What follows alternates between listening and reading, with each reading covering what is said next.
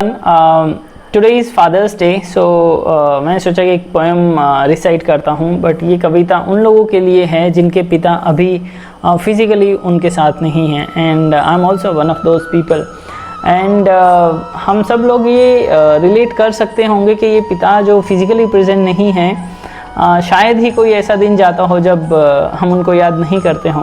And एक पिता, एक फादर हम सबकी ज़िंदगी में बहुत मायने रखता है। आई थिंक बहुत सा जो फर्स्ट होता है, first mentor, first guide, first प्रोत्साहन करने वाला, फर्स्ट सिखाने वाला, बहुत से पहले जो ज़िंदगी के एक्सपीरियंसेस होते हैं वो पिता ही हमें सिखाता है, बताता है, आगे बढ़ना सिखाता है।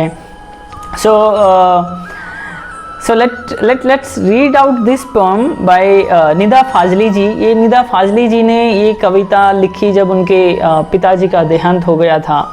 So let's go ahead with it. It's very close to my heart. So ऐसा कुछ है, चलिए पढ़ते हैं।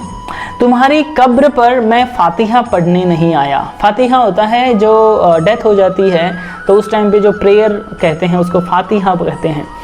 तुम्हारी कब्र पर मैं फातिहा पढ़ने नहीं आया, मुझे मालूम था तुम मर नहीं सकते। तुम्हारी मौत की सच्ची खबर जिसने उड़ाई थी वो झूठा था।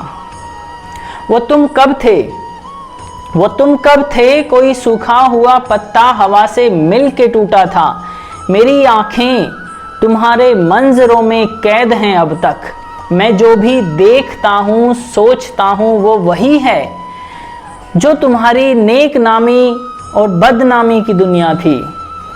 कहीं कुछ भी नहीं बदला, कहीं कुछ भी नहीं बदला। तुम्हारे हाथ मेरी उंगलियों में सांस लेते हैं, तुम्हारे हाथ मेरी उंगलियों में सांस लेते हैं। मैं लिखने के लिए जब भी कलम कागज उठाता हूँ, तुम्हें बैठा हुआ मैं अपनी ही कुर्सी में पाता हूँ।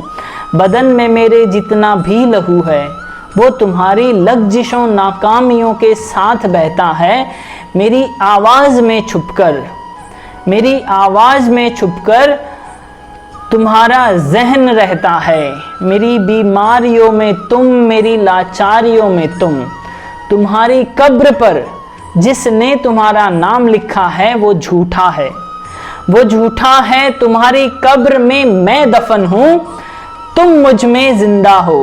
तुम्हारी कब्र में मैं दफन हूँ, तुम मुझ में जिंदा हो। कभी फुर्सत मिले तो फातिहा पढ़ने चले आना, कभी फुर्सत मिले तो फातिहा पढ़ने चले आना।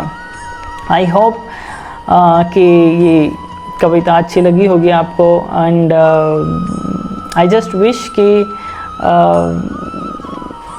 जितनी भी यादें होती हैं और उन सब के साथ आगे बढ़ते रहें, जीवन में अच्छा करते रहें हम। और what ever teachings and learnings जो जो पिता के द्वारा हमें मिलती है उनको बस याद रखें। शायद वही एक बहुत अच्छा ट्रिब्यूट है उनके लिए।